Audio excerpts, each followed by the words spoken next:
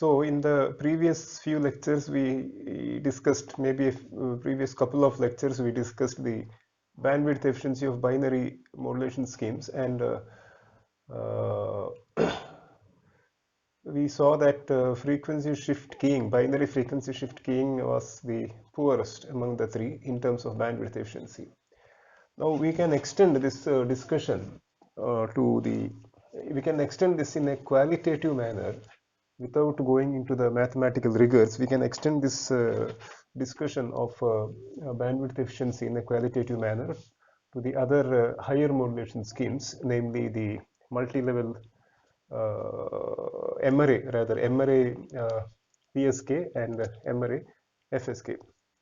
Now, as far as M-ary Psk is concerned,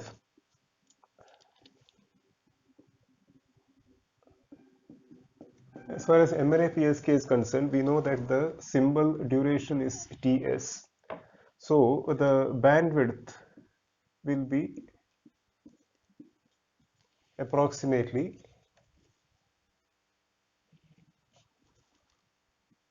two by Ts itself, that we had seen earlier. So we had seen earlier in the sense we saw that for binary Psk the bandwidth was 2 by Tb, and by an extension of that argument we can say that the approximate bandwidth of M-ary Psk will be 2 by Ts, the symbol duration. Of course, Ts becomes Tb in binary Psk. It's basically the symbol duration. And what happens in M-ary is that in general a symbol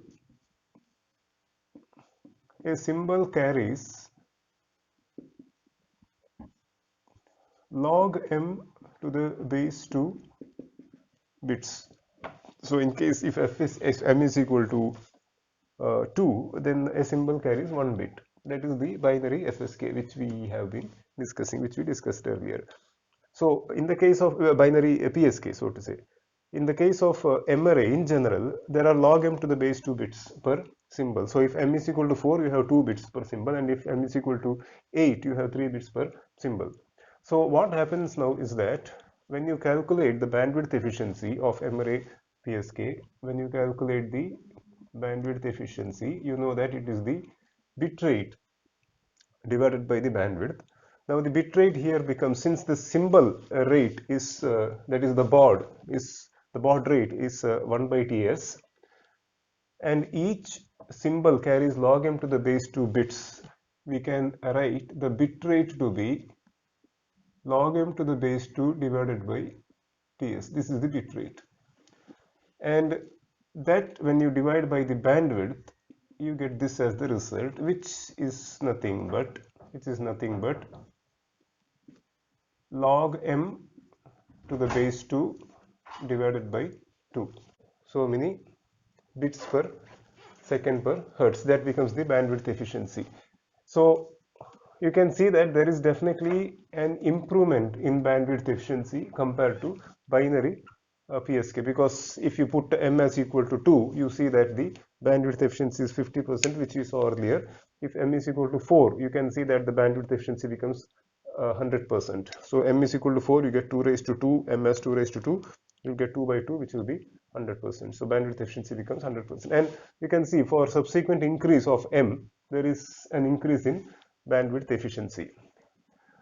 Of course, in the same breath, I have to say that the problem, however, is that though you gain in terms of bandwidth efficiency, you will lose in terms of the power efficiency, so to say. In other words, you will start to encounter more errors, bit errors.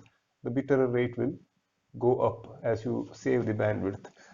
And the reason, of course, can be explained through the signal space diagram and the constellation. We know that as you increase the value of m, of course, m is equal to 2, you have only the in phase, you have the two symbols. I mean, the constellation can be shown like this, the two signal points, and this becomes the root of energy, and the distance between the symbols or the signals, the Euclidean distance between the symbols in the signal space is this much. Now when you go for 4 PSK, that is QPSK, you see that the Euclidean distance reduces. And when you go for 8 PSK, that is octal PSK, you can see that the Euclidean distance further reduces. The distance between the adjacent signal points further reduces, which means the chances of mistaking, of course, as long as you keep the symbol energy the same, you can see that the minimum distance, the distance between adjacent signal points keeps on reducing as you increase m. And in case if you go for one more level increase, you see that this is what you end up getting. So you can see that the signal points get closer and closer, and consequently, again I repeat, they get closer and closer as you keep the signal energy the same and increase the signal levels, increase the value of m. By keeping the energy the same, the signal points get closer and closer, and consequently the possibility of mistaking one signal point for the another one increases, the probability increases. So, and hence the performance comes down.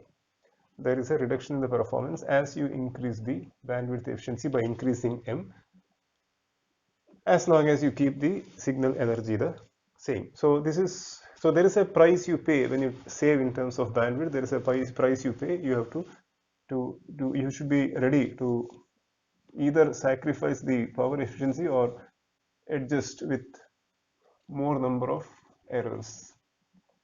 Now when it comes to Mra Fsk, we see that in FSK, in frequency shift keying, each symbol is represented by a signal of a different frequency. So in binary FSK, as you know, there is one symbol represented by Fc, the other one by say Fc plus delta F. Delta F is such that the two signals are orthogonal. Delta F integer times 1 by Tb, and we keep it as 1 by T or 1 by Tb to minimize the bandwidth. And for each additional symbol, because when we make it M-ary, we are when we make it M-ary and with m greater than 2, what happens is basically we are increasing the number of symbols. M stands for number of symbols there. If m is equal to 2, it's binary. If m is equal to 4, you have the quaternary case wherein each symbol carries 2 bits. This is known. So with each increase in value of m in Mra Fsk, you have to increase the number of signals, because a symbol is represented by a different frequency, signal of a different frequency. So what happens is, for each increase in m, you have to increase the number of signals, you have to increase the frequency deviation. Now this implies that as you increase m, though you will be sending more number of bits per symbol per signaling interval, the number of signals, since there is an increase in number of signals in your set, number of frequencies in your set, more importantly, the bandwidth is also going to increase correspondingly. Now that can be explained by means of a simple example. Let's say that we have binary FSK to begin with. FC plus delta F, and let's say that we have kept this delta F as equal to 1 by T in general. So T becomes the symbol duration. If it is binary, we call it as bit duration. If it is M-ary, we call it as symbol duration. In general, it is symbol duration. So I will stick to TS. So this is the binary FSK case, and we have seen the bandwidth to be 3 by TB or 3 by TS. Now suppose you go for 4 level M-ary Fsk with M4. This is M-ary Fsk with M2. Suppose you go for M-ary Fsk with 4. You see that you have to have 2 more signals with you with their frequency differing by 1 by Ts from this, and the frequency of the differing by 1 by Ts from this, which means that with reference to the lowest frequency you had in your set, the highest frequency is 3 by Ts more.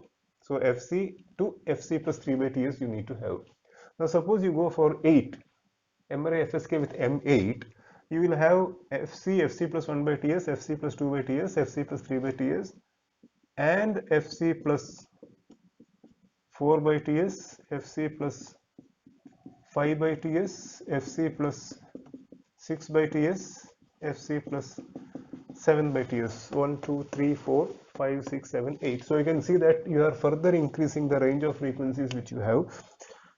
So even if you are increasing the value of m and trying to accommodate more bits in a symbol, corresponding you are increasing the bandwidth. So it doesn't look like a very attractive option in frequency shift keying to attempt to increase the bandwidth efficiency by increasing the value of m. In fact, it backfires. You can test, you can check for yourself. I will not go to the details. You can see what happens when Fc, when m is increased in M-ary Fsk.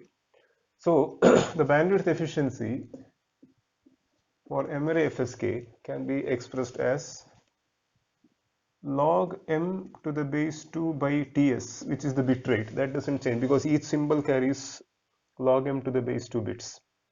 Log m to the base 2 by Ts is the bit rate divided by bandwidth. Now bandwidth for binary Fsk we saw it was 3 by Ts. Now extending that principle, we can say that the bandwidth for M-ary Fsk in general will be m plus 1 by Ts. You can see if m is equal to 2, you have binary Fsk and bandwidth become 3 by Ts. So the spectral efficiency will be, the bandwidth efficiency will be log m to the base 2 divided by m plus 1. And you can see what happens as you increase m. You can see that it is absolutely not a good idea to increase m and attempt to increase the bandwidth efficiency of M-ary, of frequency shift keying in general. So you can see what happens as you increase m is equal to 2 we have done. You see what happens when you go for m is equal to 4, when you go for m is equal to 8, you go for m is equal to 16, and so on and so forth. You can do for yourself and find out. It is definitely not a good idea. Now, before I move on to discussing the non-coherent, because more or less we have completed coherent detection except for one that I have to discuss now. So before I move on to discuss the non-coherent detection techniques of these modulation schemes which we have discussed, there is one more coherent detection scheme which has to be discussed, and this is a sort of bandwidth efficient version of frequency shift keying, and that is called as minimum shift keying, or MSK in short. So minimum shift keying is a frequency shift keying scheme, a binary frequency shift keying scheme, the one which we are going to discuss, and which is slightly spectrally efficient. Now here in minimum shift keying, the two signals used are S0t is equal to root of 2 EB by TB cos 2 pi Fc minus 1 by 4 TB into T, and S1t is root of 2 EB by TB cos 2 pi Fc plus 1 by 4 TB into T. Of course, the signaling interval is 0 to TB. That is the bit duration is TB. Now you can see that if you see here, you see that the signal S0t has a frequency which is Fc minus 1 by 4 TB, and S1t has a frequency which is Fc plus 1 by 4 TB. So we see that these two signals are deviating by 1 by 4 TB towards the negative side from Fc, and this is deviating 1 by 4 TB towards the positive side from Fc. So if you visualize Fc as a sort of a central frequency, you can see that the frequency deviation, the maximum deviation that you have, the difference between these two frequencies is 1 by 2 TB. In fact, we discussed earlier that if delta f, in that case we were discussing signals which had a frequency fc and fc plus delta f, and we saw that if delta f was an integer times 1 by tb or 1 by t, 1 by tb of course, the same thing, the bit duration, if it is an integer times 1 by the bit duration, the signals were orthogonal. In fact, here the deviation, the difference in the frequencies was 1 by 2 TB, and you can show that they will be still orthogonal. So that is a task for you. You can show that these two are still orthogonal. You simply have to multiply S0t with S1t and integrate from 0 to TB. You will see that the result is 0, which means these signals are still orthogonal. Now, since the deviation is less than 1 by TB now, earlier we took 1 by TB. In fact, any integer times 1 by TB would have worked, but we took 1 by TB to ensure that the bandwidth is as minimal as possible. But if when we make it 1 by 2 TB, there will be a further reduction in bandwidth because the deviation is 1 by 2 TB now. So there will be a further reduction in bandwidth. And of course, the signals will still be orthogonal to each other. There is, however, a problem here. A problem in the sense there is, however, a special feature here which we have to take into account when we discuss minimum shift keying and when we discuss the demodulation of minimum shift keyed signals. Now the feature is that suppose we consider our first signaling interval. Let's say this is the time axis, 0 to TB. This is our first signaling interval, let's say. And let's say that we are going to send this signal. Let's just assume that we are going to send this signal. So when t is equal to 0, S0t, that is S0t with t0, that is the starting point, will be root of 2 EB by TB. And it will be a cosine waveform from there onwards, which I won't draw because Fc I don't have any number, so you can visualize. We have done this earlier. So when t is equal to 0, you have root of 2 EB by TB. So that it will start from there and there will be a cosine waveform which continues with respect to t. However, when t is equal to TB, that is at the end of the first signaling interval, when t is equal to TB, at this point, at the end of the first signaling interval, if you see, substitute t is equal to TB here, that is what it will be at the end of this interval. If you substitute t as is equal to TB, you see that 2 pi Fc into TB. Fc is an integer times 1 by TB. That goes without saying always. Fc is an integer times 1 by TB. So Fc into TB will result in an integer, and 2 pi into integer will be just 2 pi itself. Effectively it will be 0. So that being the case, when you substitute t as TB, you will effectively end up getting S0 TB as equal to, that is at the end of the first signaling interval, the signal will be cos, I am leaving this out, just to save some space, there is a constant term, I am leaving it out for the time being, maybe I will put like this into cos, 2 pi Fc TB is as good as 0 because Fc is an integer times 1 by TB, so and cos minus of 2 pi by 4 TB into TB. So TB cancels, 2 pi by 4 is pi by 2. So this is what happens at the end of the first signaling interval. You see that the signal S0t at this point, at the end of the first signaling interval, will have a phase minus pi by 2. It will have a phase of minus pi by 2. Now let's say in the second signaling interval, that is after transmitting this symbol or bit in the second signaling interval, let's say that the data is such that we have to transmit the next bit. Now what happens is we will be transmitting here, suppose if we transmit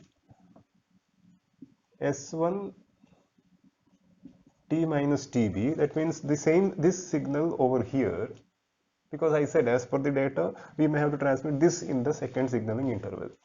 And if we submit this, what happens is you will start with, when t is equal to tb, you will get S10, which will be nothing but root of 2eb by tb. So you can see that the phase of the signal at this point in the second signaling interval is 0, whereas the phase at which the signal ended in the first signaling interval is minus pi by 2. They are not the same. So what is going to happen is there will be an abrupt phase change here, because at the end of the first signaling interval the phase is minus pi by 2. In the beginning of the second signaling interval, the phase is 0. And that means that there will be an abrupt change in phase here, and this is undesirable and hence has to be avoided. To avoid this, what happens is that when you are sending the signal S1t in the second signaling interval, you have to send not S1t minus tb, but you have to send the signal S1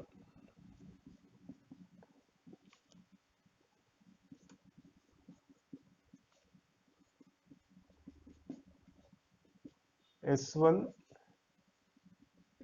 t minus tb minus pi by 2. You have to send this. So when you send this in the second signaling interval, if you put t is equal to tb, you can see that this whole term becomes 0 and you will have cos minus pi by 2, which means that this phase, the phase at the end of the first signaling interval and the phase at the beginning of the next signaling interval will match. So there will be a phase continuity. So what happens is that the system has to remember what was the phase at the end of the previous signaling interval, and then that phase it has to include in the signal which it is going to send in the next signaling interval. Similarly, if you see at the end of the second signaling interval, this phase would be something, maybe 0 or 2 pi or pi or whatever it is, it will be something, and from 2 tb to 3 tb you have to include the phase at the end of 2 tb in the signal if you have to maintain a phase continuity. So this phase continuity has to be maintained, which means that the system should have some memory so that it remembers what was the phase of the signal transmitted in the phase with which the signal transmitted in the previous signaling interval ended. So this has to be incorporated in the system. Now, to assist our understanding of demodulation, a phase evolution diagram becomes very important. This phase evolution diagram will help us to appreciate how demodulation or detection happens. Now the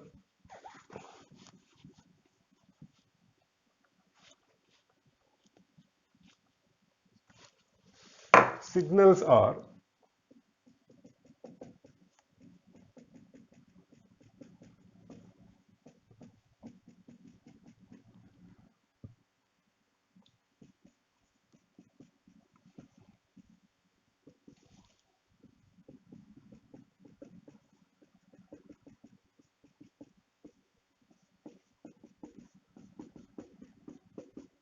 these are the signals, and you can see that at the end of a signaling interval, the phase either increases by pi by 2 or decreases by pi by 2. So if I start from, this is the phase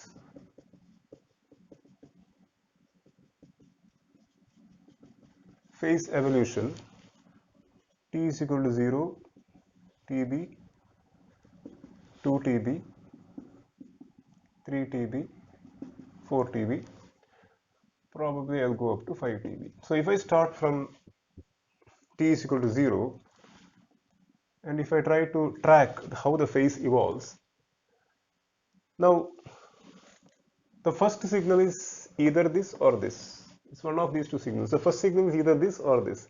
If this is the first signal, you can see that at the end of the signaling interval, the phase is minus pi by 2, which we saw earlier. Whereas if this were the signal which was transmitted in the first signaling interval, at the end of the signaling interval, the phase is pi by 2.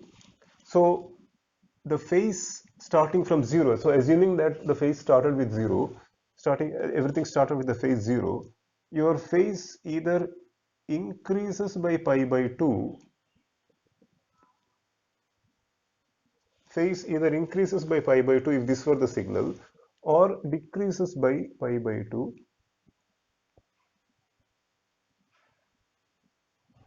if this were the signal.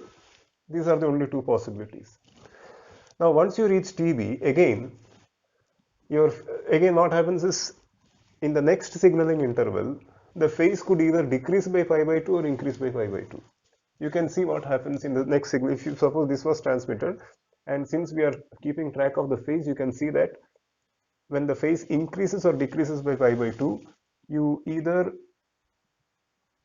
come back to phase 0 or you go to phase pi.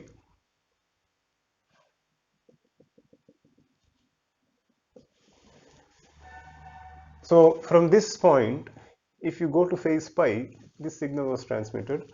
If you go to phase 0, this signal was transmitted, because this reduces the phase by pi by 2, this increases the phase by pi by 2. And the same argument here.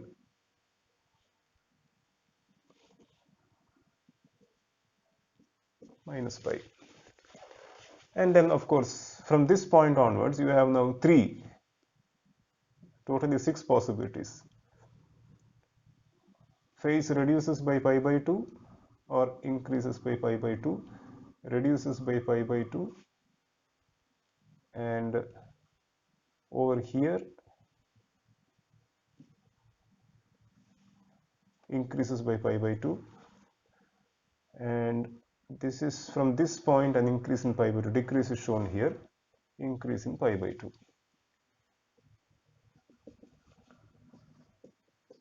Three pi by 2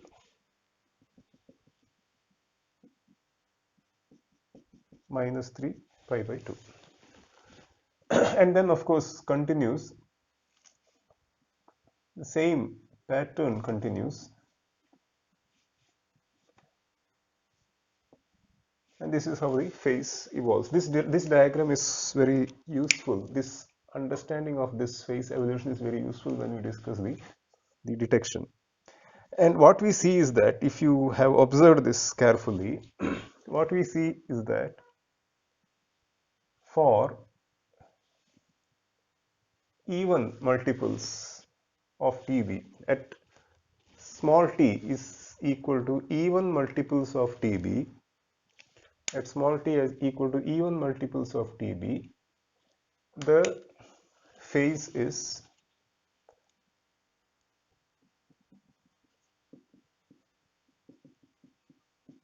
even multiples of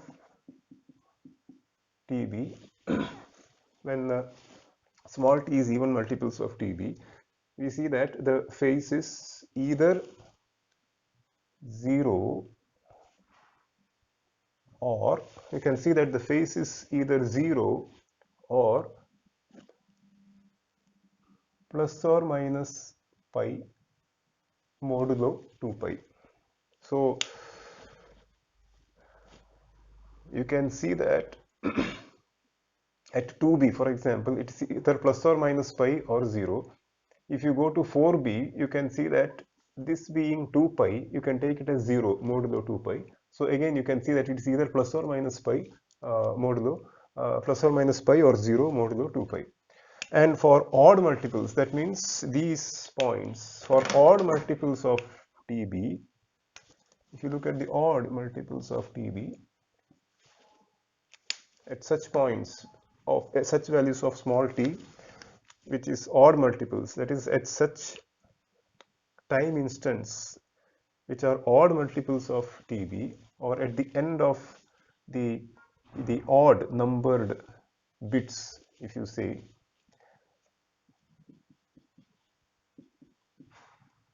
odd multiples of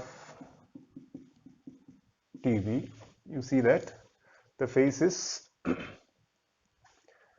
either 0, so the phase is, I'm sorry, the phase is not 0, the phase is plus or minus pi by 2.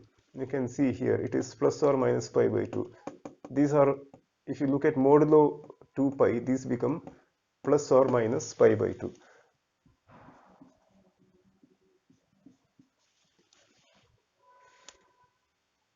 Modulo 2 pi, of course. Now this pattern is very important because the system has to remember the phase evolution, and this phase dependence or this phase pattern can be put to good use when we detect minimum shift keying signals.